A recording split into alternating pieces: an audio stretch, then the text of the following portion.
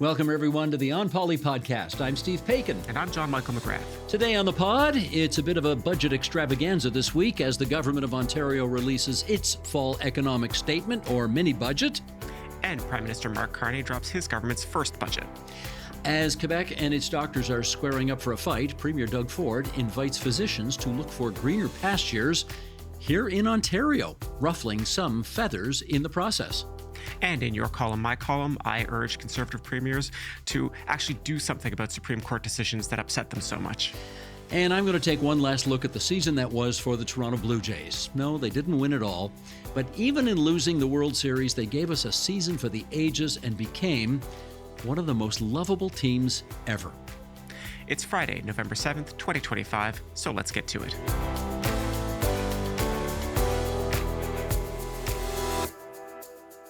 JMM, little sugar to start. Yes. I see that for those listening on podcast and who can't see you, you are wearing all black today. I'm just entirely in black. I am still mourning the results of Game 7 of the World Series. Reflective of your mood then. Yes. Well, I decided to go for my old Blue Jays jersey, and I say old because I got this when Roger Clemens was signed by the team. We're going back to the 1990s here.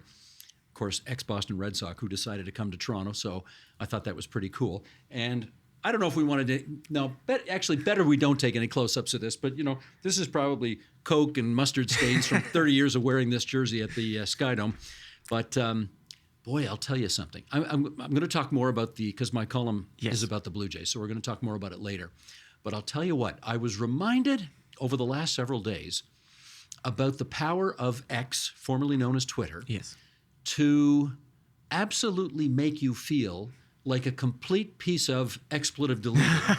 Because I had the temerity to say on X that, yes, the Dodgers won the World Series, but the Jays made us all feel so fantastic from coast to coast to coast that why don't we throw them a rally, or why don't we have a parade or something, because I thought they deserved it. And oh my goodness, the you-know-what storm that was rained down upon my head was something to behold. You'd swear that I was, anyway, urging the 11th plague to fall on Toronto or something. But I don't know. I didn't think it was such a bad idea. Yeah, no, I love the idea of people, I think, had weird reactions about the idea that like we were giving the Jays a participation prize. And, I don't think that's what your intent was. No. And I don't think, the idea of like holding a rally at Nathan Phillips Square, Lord knows we've done it for less. And, I like the idea of being able to say like, hey, you didn't win, but I've spent 30 years watching the Jays lose, and I got to spend a few weeks watching them win. And I'm really grateful for that. And so a rally would be, or something would be a nice gesture, I think. And I can tell you, because I had a conversation with somebody pretty high ranking in the Blue Jays organization. They thought about it, but then you know what? The players dispersed so quickly, and it became impossible to do. I understand that Vladdy is already out of the country. Vladdy went south right away, yeah. But I think the point is that this team gave us so much during the Major League Baseball playoffs that we wanted to figure out some way to say thank you, and I thought this would have been a nice way to do it. But apparently, I'm just being a typical Canadian. Fill in the blank, because you're right. I got that all the time. Oh, yeah, participation medals for everybody. Why not? That's what's wrong with this country, and how dare you recommend such a stupid idea? I don't know. I'm pushing back. I still like the idea. Anyway, there we go. You got anything more on this? Well, we can talk more about the baseball when we talk about the column. We'll do that. We'll do that. Okay. In the meantime, let's get off to issue one. Well, this was a big week for financial numbers, both here in the province of Ontario and nationally, as the new Carney government unveiled its fiscal intentions as well. JMM, we're going to start at Queen's Park, where Finance Minister Peter Bethlenfalvy gave us an update on the state of the books that affect 16 million Ontarians. What do you want to tell us? Well, one of our colleagues here was guessing that I was wearing all black as a sign of what is in the budget, and I regret to say that Ontario's books are not in the black. We are looking at a deficit of $13.5 billion for the current fiscal year. That is a slight improvement from the numbers that the government published in the spring budget. So just in the 6 months or so since the budget, the province's revenues have grown slightly faster than new spending. So the government says it is currently on track to have a slight surplus in 2 years' time, which is the kind of thing you like to be able to say if you are the finance minister. We could talk about this more in the next bit, but the federal finance minister cannot say that. No, he cannot. Not yet. That said, it is not all rosy news for Ontario. The 2025 budget predicted that GDP growth would slow in the province, and that is still likely to happen, according to this week's document. We're looking at economic growth of 0.8% in 2025 and 0.9% in 2026. We've actually already had a quarter of negative growth, according to the FES.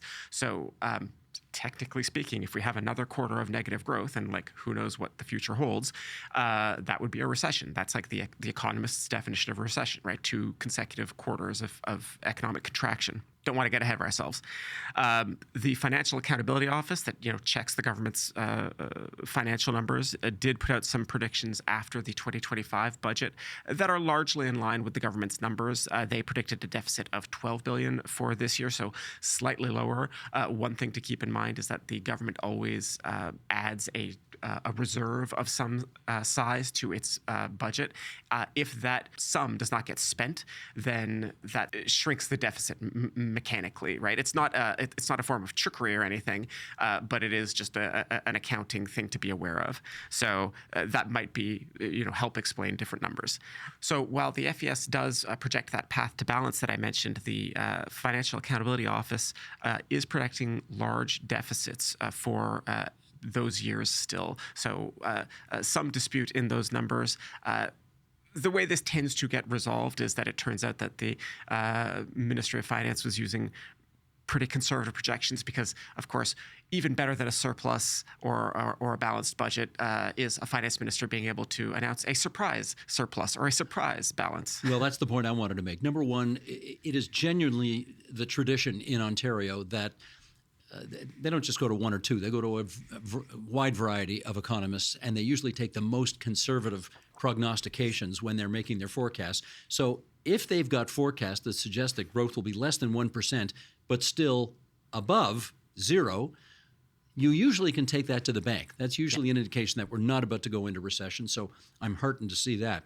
The second thing, though, is that, yes, I do want to echo what you said there. Finance ministers love to make projections that look worse than they're going to be, so that when the actual numbers come in and they're better, they get to say, look how fabulous our prudent planning has been, Yes. and look what magnificent stewards of the economy we have been.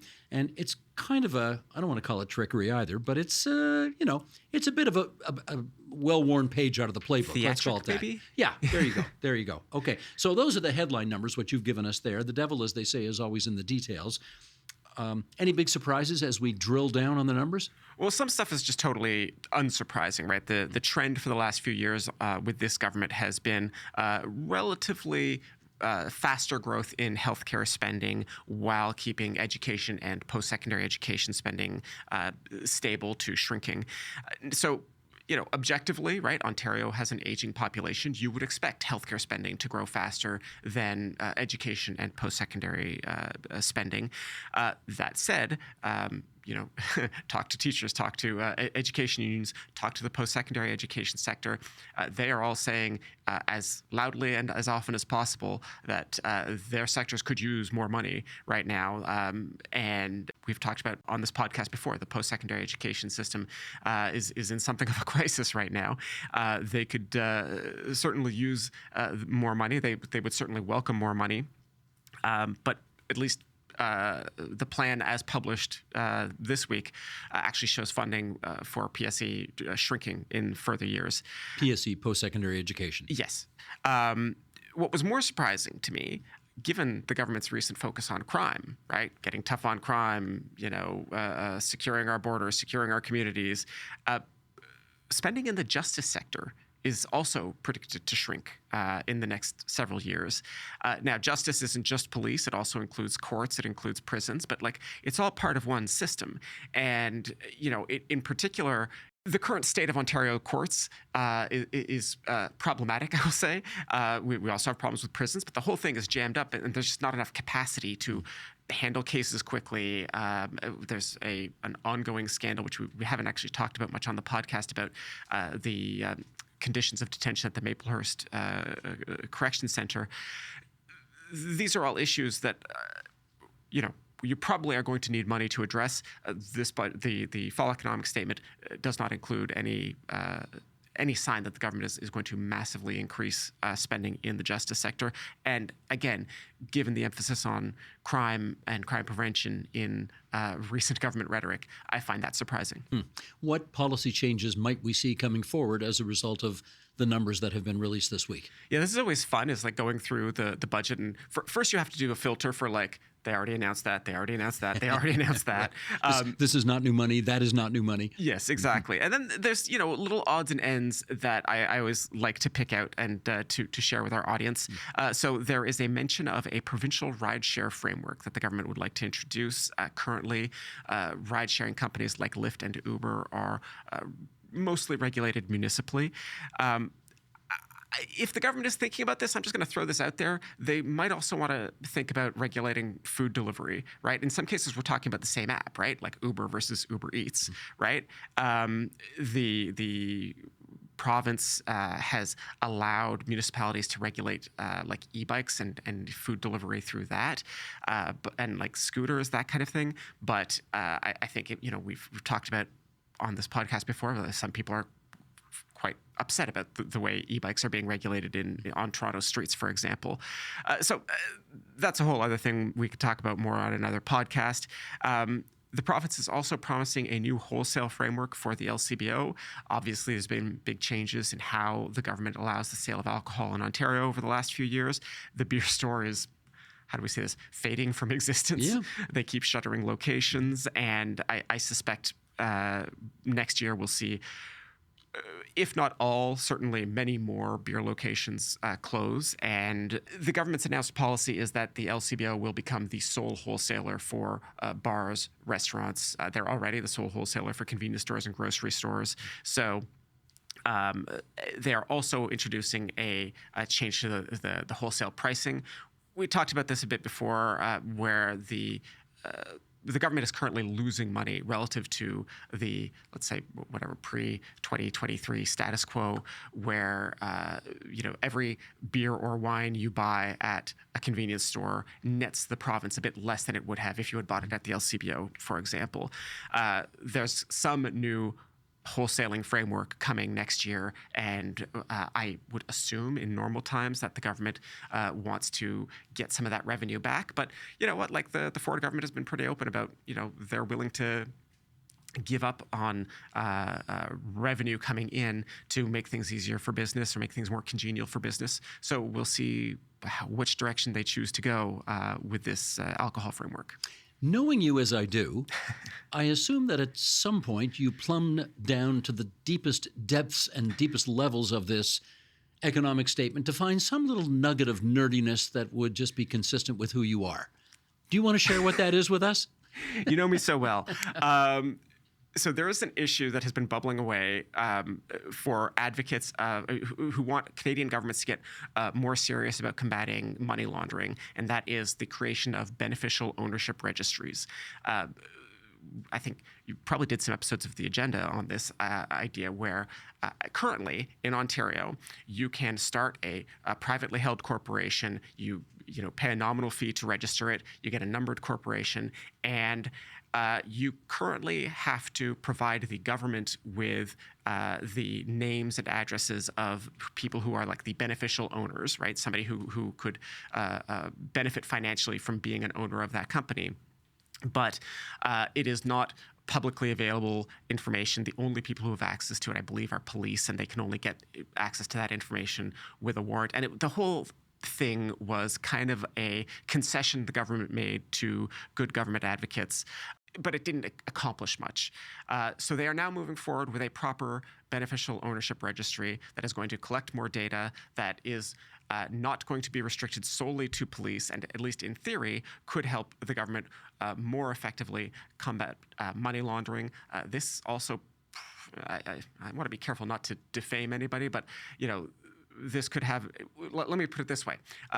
British Columbia adopted a beneficial ownership registry in large part because it knew that, or it had discovered that huge amounts of money were being laundered both through their provincial casino system and in their housing markets.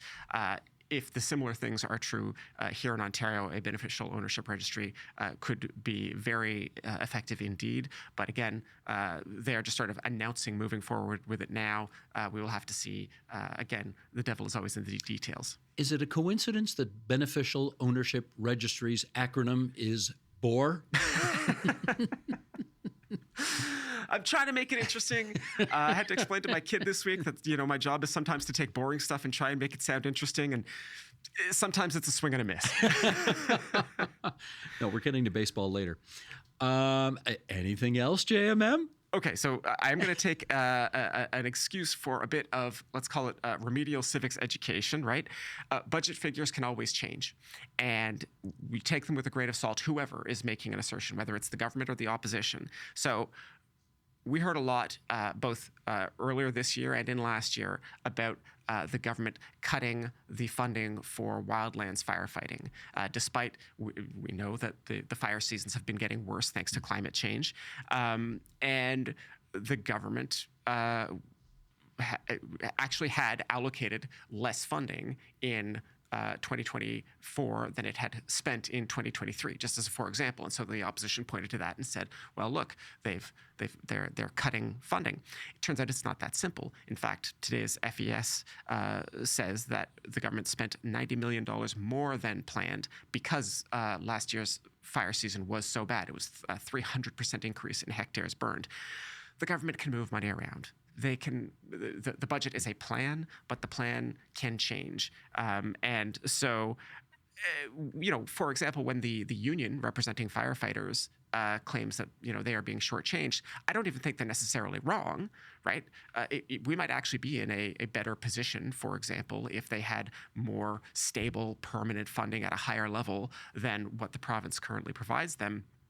But we must be careful with these figures when we talk about them. I suspect that next spring, when the budget comes out, there will be a smaller figure allocated to wildland firefighting. This claim will be repeated, and I will remind people once again that the budget is just a plan, and plans can change.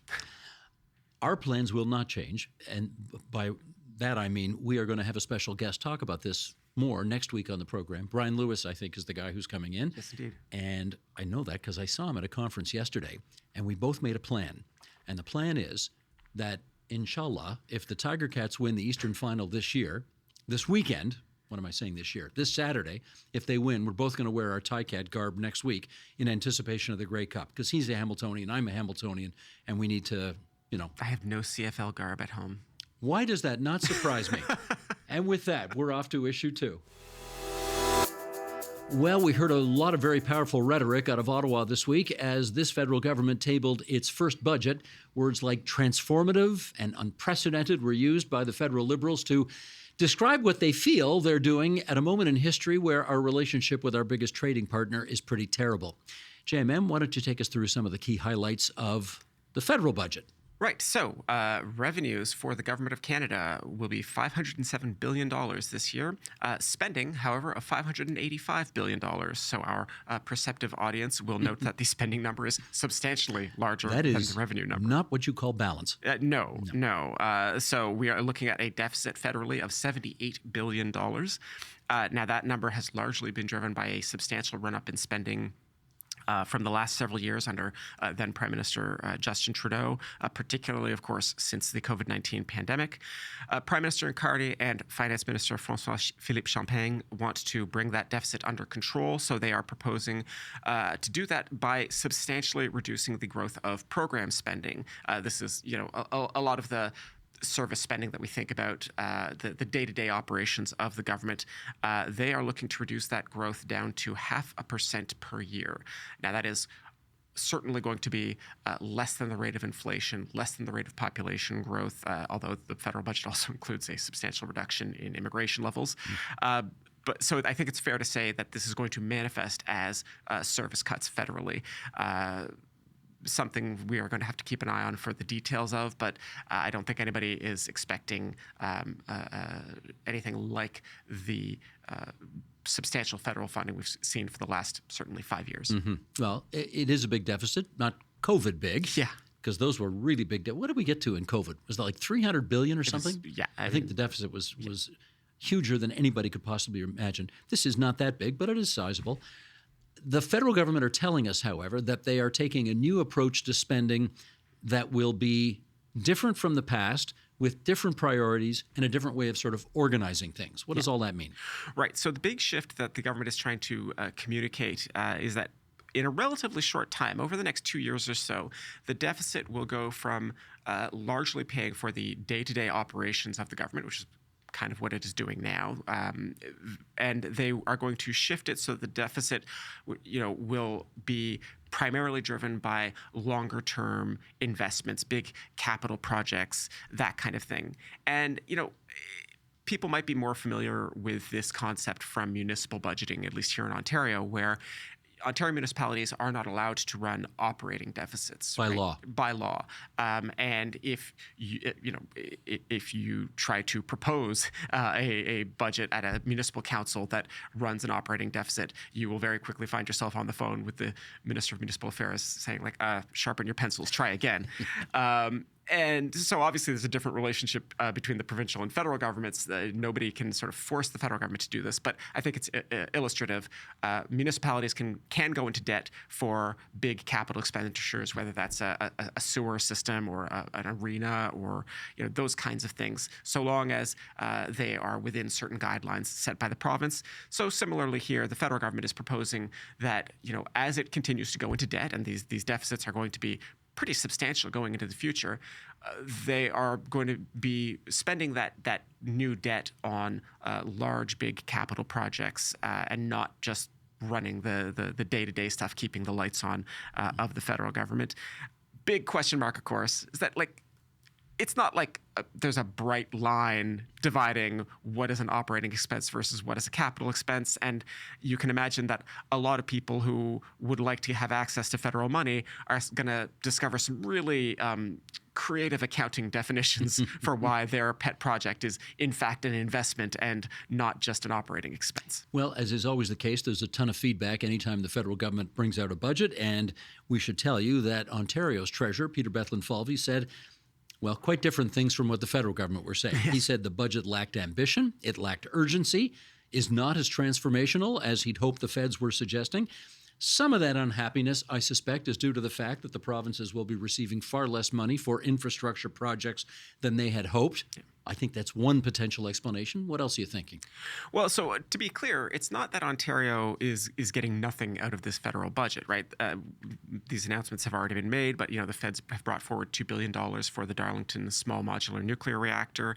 The budget is committing to starting construction on high-speed rail between Toronto and Montreal within 4 years instead of 8. I do have to just this Liberal government has been in power for 10 years, and we're still talking about maybe starting high-speed rail by year 14. Instead of 18, I guess it's an improvement, but kill me. I remember covering this story 40 years ago. Yeah. When they first started talking about high-speed rail between Windsor and Quebec City. Yes. We're still talking about it. And I might be in the cold ground when we're still talking about it. But of course, there are some disappointments for the Premier.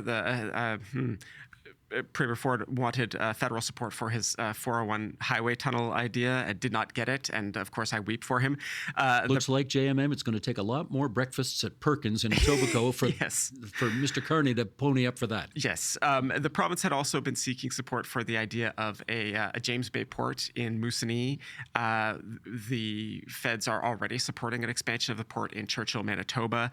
So I suspect they are unlikely to support two competing ports in James Bay, particularly when economists will tell you that there's not necessarily a ton of demand even for one. Mm-hmm. But so I can understand why the Premier and why the Finance Minister are a bit disappointed about this budget. But to be clear, Ontario is still getting some goodies from this budget. Do you remember that scene in Casablanca where Claude Rains comes out of the casino and says, I'm shocked to see gambling going on here? Yes. Okay, I'm going to use that same line right now. We've been talking for, 15, 20 minutes already. I am shocked. I am beyond shocked that you have not mentioned housing yet. Are we going to rectify that right now? We are going to talk about housing. Oh, thank heavens. Everybody can stop sweating. You can reset your days since McGrath has talked about housing timers.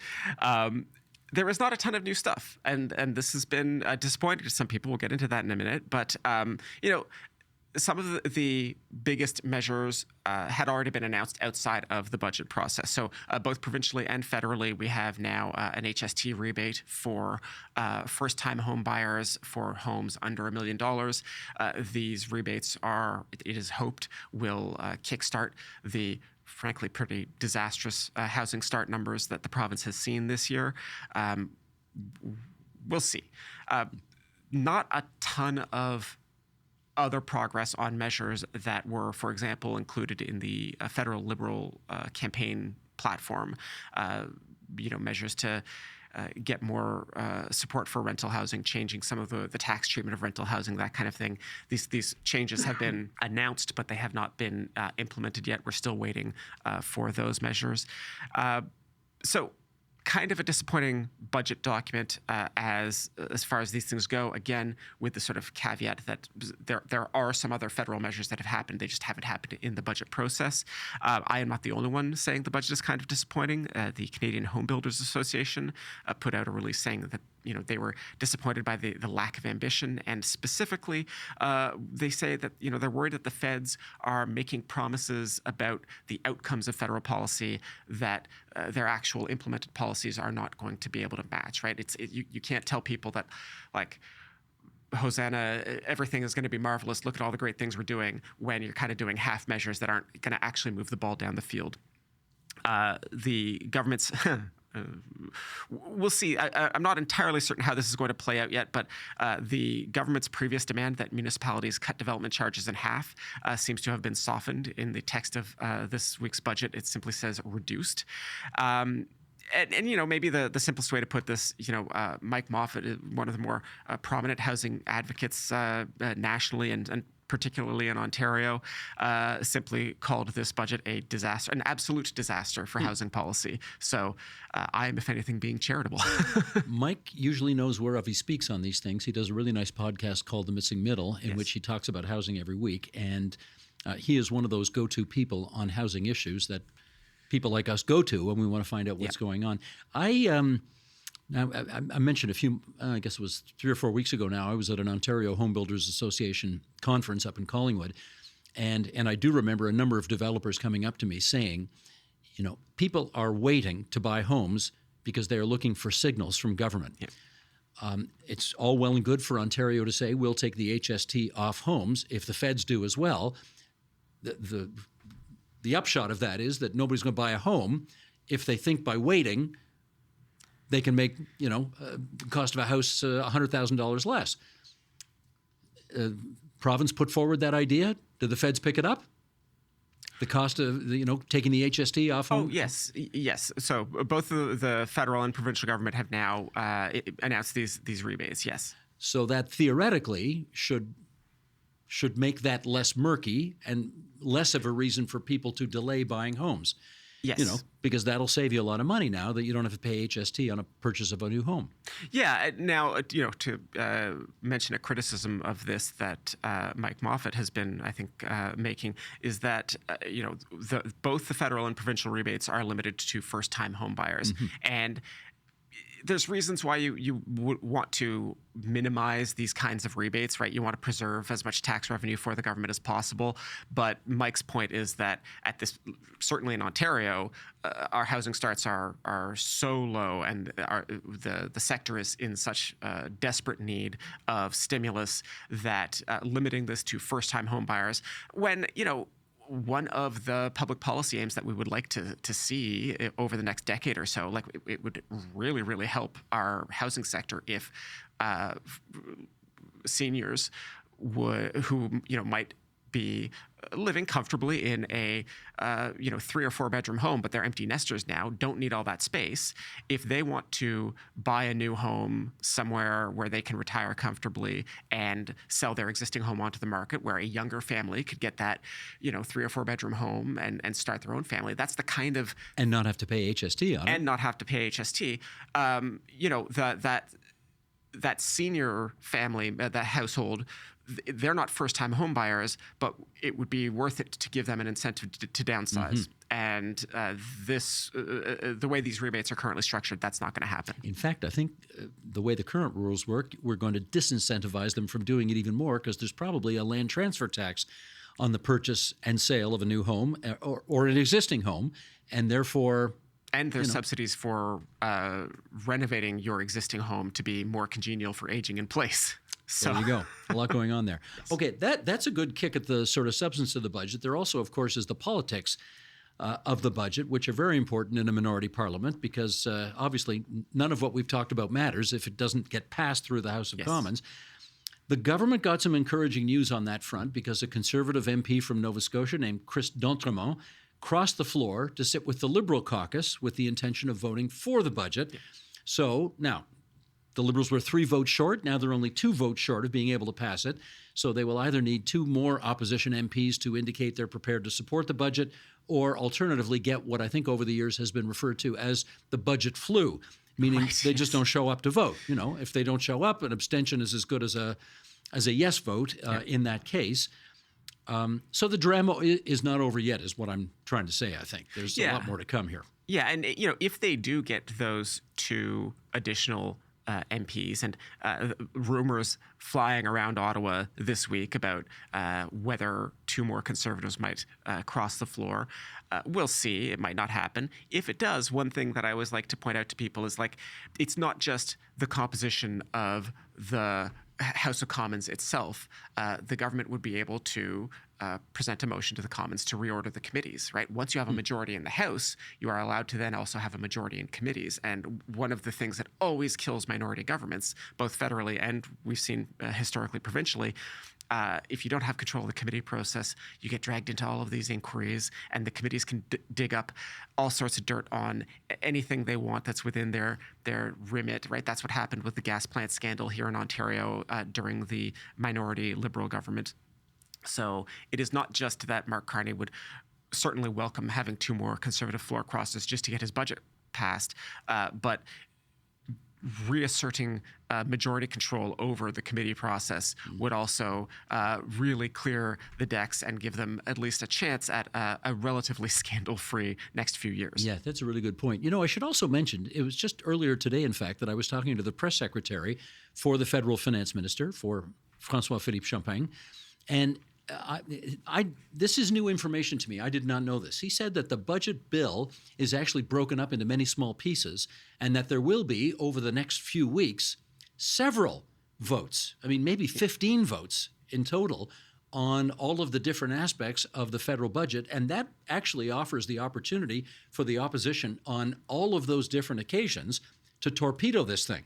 Yeah. So the government doesn't just have to be good once on a single vote at the end of the day. Apparently, there are many hurdles to jump over along the way, and they got to jump over them all, or else, who knows? Are we off to another election? Maybe. So that's a distinction between how the federal and provincial legislatures handle omnibus bills, I guess, right? Because provincially, the budget bill is just one piece of legislation, and it's really the only confidence vote that the opposition gets every year, right? And the official line from the Government of Canada today, and I suspect going forward, is, we expect the budget to pass. Yes. They don't tell you how they're going to get it to pass, but they expect the budget to pass. We shall see. And we shall see what's up on issue 3. Quebec has passed a controversial law that's imposed a new payment system on its physicians, and it features fines if those doctors look for ways to protest. Reaction, as you might imagine, has been very swift. Premier François Legault's Social Services Minister, Lionel Carmont, who is a doctor, resigned after his daughter, who is also a doctor, penned an open, very critical letter about the law. Now, as you might imagine, again, all of this has got some Quebec physicians looking to move elsewhere. And here's what Premier Doug Ford had to say about that. Premier Ford. Call 1-800-DOUG-FORD, all the docs, and come by, call me on my cell phone. It's on the internet. People are taking advantage of it now, and we'll have you working real quick. I shouldn't laugh. What the Premier did there is a real violation of the so-called, This is a term that goes way back, so you'll understand why it's called this. There's a bit of a gentleman's agreement among premiers of the various provinces of the country that they are not supposed to so brazenly or opportunistically openly poach, specialists from other provinces, whether it's engineers or doctors or teachers or whatever. The Federation, the premiers in the Federation are supposed to try to get along with each other. Ontario has really, Doug Ford has done it here. Usually this kind of entreaty is done much more tacitly so that you don't make an enemy of your fellow First Minister. And of course, in the past, when this kind of thing has been done to Quebec, it can have national unity implications. So what do we think about what the Premier of Ontario is doing to the Premier of Quebec here? Well, it might be working, right? Something like 150 applications from Quebec doctors have already been filed, I guess, to come work here in Ontario. Premier Legault is going to love that. Yeah, exactly. Now, this is not entirely new, and I'm just remembering during Kathleen Wynne's time as Premier, one of the first of what have been several laws that were, so-called secularism laws designed to allow Quebec to discriminate against Muslims, if I can put it bluntly. That law was either introduced or passed, and Ontario was quite happy to let it be known that if Quebec Muslim nurses in particular felt that they could no longer work comfortably in Quebec, that they were more than welcome in Ontario. Because they weren't allowed to wear a hijab or that kind of thing. Exactly. That said, the Quebec government is not happy with Premier Ford. François Legault called the comments unacceptable, said that it is not time to, quote, stab each other in the back. There we go. So, there is a potential political cost to the Premier Ford weighing in here. And, some commentators are saying that this could be used by separatists in the future, to say, Canada isn't standing for us. Ontario, other provinces, they're never going to support us. We have to go strike out on our own. I can give you another example of this, and this one again goes back more than 30 years. There's always been a situation in Eastern Ontario where if, for example, an Ontario firm was bidding on and let's say winning a contract on something in Quebec, had to use Quebec workers. Yes. Couldn't use Ontario workers. The corollary was not the case. If a Quebec firm won, they could use whoever they wanted. And successive Ontario premiers over the last 3 decades have not really pushed that double standard because they feared that Quebec would get its back up and there would be national unity implications. I think Mike Harris did pass a law at one point, and it was he tried, but he didn't enforce it. Yeah. Yep. I only remember because it had these laws always have names, and this one was the Fairness is a Two-Way Street Act. That's right. That's right. Very good. Yeah.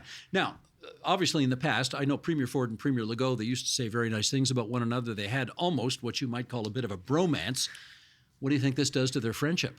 I'm going to guess it doesn't help. Right. But, Premier Ford can read the polls about Quebec politics as well as anyone. If anybody has put one in front of his face, I'm sure he's noticed. François Legault may not be long for this world politically, right? His party is not doing well in the polls. He is widely expected to be defeated in next year's Quebec election. So, maybe at this point, Premier Ford is just saying that there's not a ton of costs for alienating a premier who is not going to be around much longer. Well, let me return to something I referenced earlier in our program, and that is this Saturday at Hamilton Stadium, 3 p.m. Eastern Time.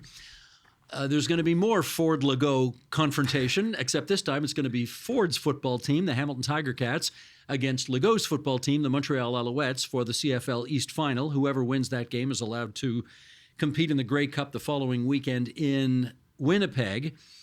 And I sure hope this Dr. Poaching has not caused the Tiger Cats any sleepless nights or anything like that, because if they're not in the Grey Cup the following weekend and somehow this whole doctor controversy has somehow presented itself on the football field and given the Alouettes added incentive to beat the Tiger Cats, I'm going to be plenty pissed about it. I can just tell you right now. Okay, let's go Cats.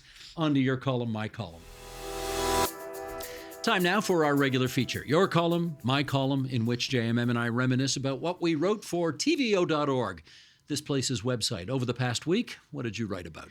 So I wrote about the Conservative Premier reaction, and it was several Conservative Premiers, not just Doug Ford, reaction to the recent Seneville decision by the Supreme Court. Now, this is a a case that multiple premiers, and not just Conservatives, have heavily criticized. The Supreme Court struck down mandatory minimum sentences for people who access child pornography. The facts of these two cases that were before the court are predictably quite vile, but the majority of the court in a 5-4 decision, so a narrow 5-4 decision, said that mandatory minimum sentences were not constitutional. And Doug Ford and other premiers have urged the federal government to invoke the notwithstanding clause and restore mandatory minimum sentences. Pierre Poilievre has said if he were to lead a government, he would do that. And, Feds have never used the notwithstanding clause. The feds have never used the notwithstanding clause. And in this context, only the feds could, because it's a matter of criminal law. It's federal jurisdiction. What happens in federal politics is, frankly, beyond my ken. But I wanted to write this column to say premiers actually have other levers that they can pull. And I'm making a little bit of mischief here by saying, like, if we want to rebuke the court, we don't just have the notwithstanding clause at our hands. The premiers can propose a constitutional amendment. I have written before for TVO that I think one way to read the notwithstanding clause is to give governments, both federal and provincial, a sort of a 5-year window in cases where we think that the courts have gotten something so badly and obviously wrong.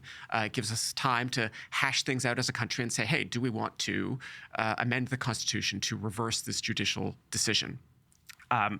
As I say, I'm making a bit of mischief here, but I also think, like, a constitutional amendment might go nowhere. We might not get enough provinces on board, although, frankly, you've got Ontario and several other provinces already vocally on board, and that you already clear the population threshold. That's a good start. But even if it goes nowhere, even if it dies in the House of Commons, dies in the Senate, that too would be instructive, because it might give our premiers a bit more sympathy for a divided court, which in this case also reflects a divided country. Yeah.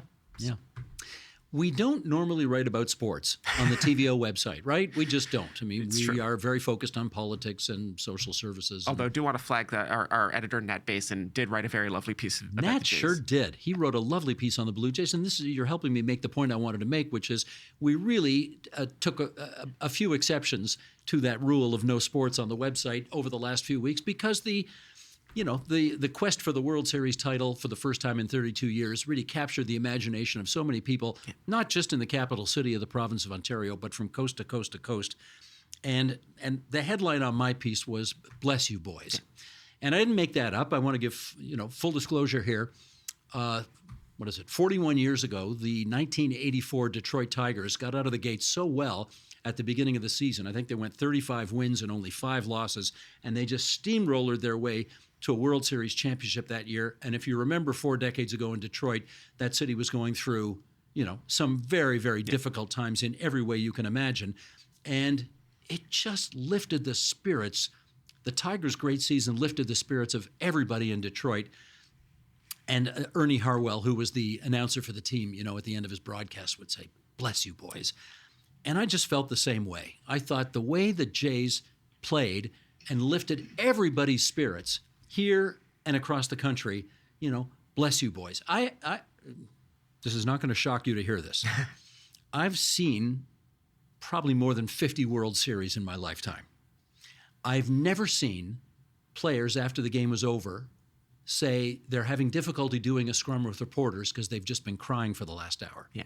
This team was different. These were not mercenaries. These were guys who loved each other.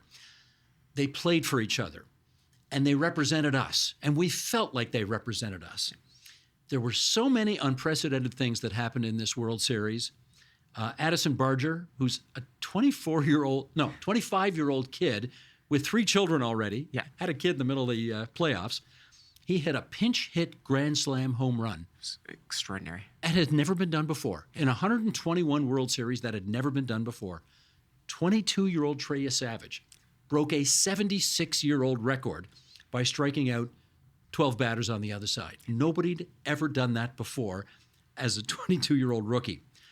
Max Scherzer, 41 years old, started Game 7. No one that old has ever started Game 7 before.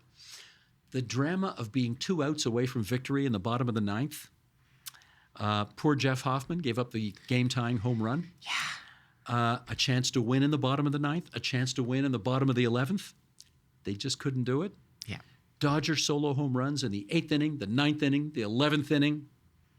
44. I know a bunch of people who went to the game. I didn't go to Game 7. I went to Game 6. Yes. You want to put a picture up? I went to Game 6. I mean, you want to talk about patriotism. I've never heard the anthem sung by 44,000 people with so much gusto as they did for Game 6. Game 7, all the people left the stadium just crushed. Yeah. Because baseball is not only thrilling, but it's also agonizing. And it's supposed to be agonizing. And people just walked home in stunned silence. So, you know what? Even in losing, bless you boys, because you gave us a fall to remember. And whether we have a parade or a rally or not, doesn't matter at this point. This probably was, I think it's the case, this probably was the greatest World Series in terms of the mix of storylines, unprecedented things. Game 7, probably the best World Series ever. You know, so 10 years ago, or a bit more than 10 years ago, the summer of 2015, my wife was pregnant with our child, and I was out like mowing the lawn and realizing like I'm going to be a dad. I'm going to be a middle-aged dad, and I need to start watching baseball. I had been a baseball fan in my youth, right? When the Jays first won the first and second time winning the World Series, I was, a big baseball fan back then. And then, like a lot of people, I suspect, I had sort of drifted away from the Jays. And then, 10 years ago, I'd subscribed to not Sportsnet, but the MLB TV service, and started watching the Jays again. And this is all like very confusing to my wife, who was like, what is going on here? But that turned out to be an incredible year as well. And so my child was born during October baseball, and they have we've just continued watching baseball, for the last decade. And they have become a baseball fan as well. And that was tough. That let them stay up late, watch the game, and when the game tying home run happened, that was the first of successive rounds of tears, and just having to comfort a kid and say, this is what sports is, right? If it were always easy to win, winning would be meaningless, right? And we got to Game 7 of the World Series against the LA Dodgers, and who were heavily favored to win. Oh, absolutely, yeah. And I was saying to you last week, right? Just having gotten 2 wins against the Dodgers, I was like, great. Whatever happens is gravy. Whatever happens next. This has been a hell of a season, and then to get to force it all the way to Game 7, I just thought, fantastic season, fantastic series. How old is your child now? Just turned 10. Just turned 10. Yeah. Okay. My oldest child is 34 and lives in Switzerland. Yes. And got up at 3 o'clock in the morning so he could watch Game 7. And that's pretty early in the morning. Commitment. Yeah, that's pretty early in the morning to get up to watch your team lose. Your oldest has a very young child still at this point. My eldest is not sleeping that No, well. That's a good point. My eldest has 3 children, 4 and under. Yeah. So sleep comes at a premium in that household, but he still wanted to be up at 3 o'clock in the morning to watch the game. And well, I respect the commitment. And we FaceTimed, and that was a bit of a sad call. Yeah. Well, what do they say in sports? We'll get them next year. Get them next year. Pitchers and catchers reporting in February. It's not that far away. And that's the onpoli podcast for this Friday, November 7th, 2025. You can follow our show on Apple Podcasts so that you get notified each time a new episode is available. And you can see the video version of the podcast on the TVO Today YouTube channel. Any feedback you have, we're always happy to hear it, good, bad, or indifferent. Please write us an email at onpolitics@tvo.org. Please include your first and last name and where you're located. This week's episode was produced by Matthew O'Mara, editing by Colin Kish. Production support from Jonathan Hallowell and TVO's Digital Media Services team. Laurie Few is the executive producer of Digital. John Ferry is vice president of programming and content. You know how we always like to give a shout out to the crew for helping make things operate so smoothly on this podcast. And let's also do one more thing. Let's say an Oski wee wee for the Hamilton Tiger Cats and hope they eat them raw on Saturday at the Eastern Final so they can get to the Grey Cup the following weekend in Winnipeg. Are you with me, JMM? I'm happy for you. You're happy for me, but you're not really with me. Okay, I get it. Anyway, till next week, everybody. Bye-bye. Bye-bye.